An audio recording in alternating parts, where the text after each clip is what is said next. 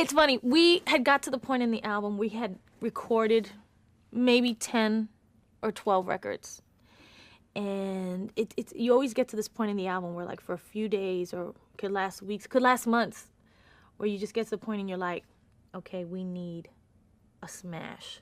We need a smash to put this album to bed. You have, like, good stuff, you have great stuff, but it's not, you know when you get that record and you're like, all right, send it to the presses. We hadn't got there yet.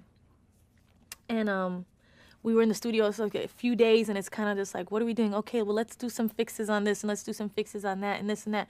And then Troy Oliver brings in a track, and Corey's like, I want you to listen to this. I come into the studio one morning, and we were going to do, like, some fixes on some background vocals of something, you know, of some record. And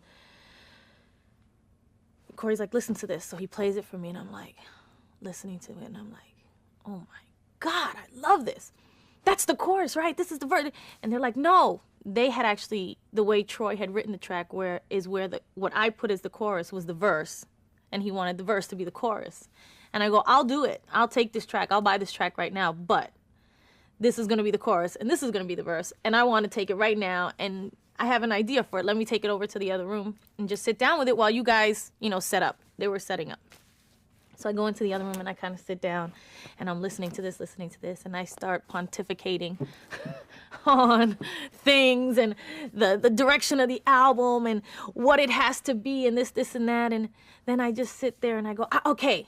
And then I just sat down, and it was actually a really, really important moment for me as a songwriter in my career, because it was the first time I wrote melody, where I actually wrote music, So I sat there, and I started writing all this stuff, and Benny was actually, my manager, was sitting next to me, and I say, okay, I got it, listen to this, right? And I sing it to him, and he kind of looks at me like, okay, are you gonna leave the bad, bad bitch line in? And I'm like, that's part of the song. We could get somebody really cool to say it. It's gonna be a guy, and it's gonna be like this. It's gonna be, I'm real, what you gonna say, trying to do?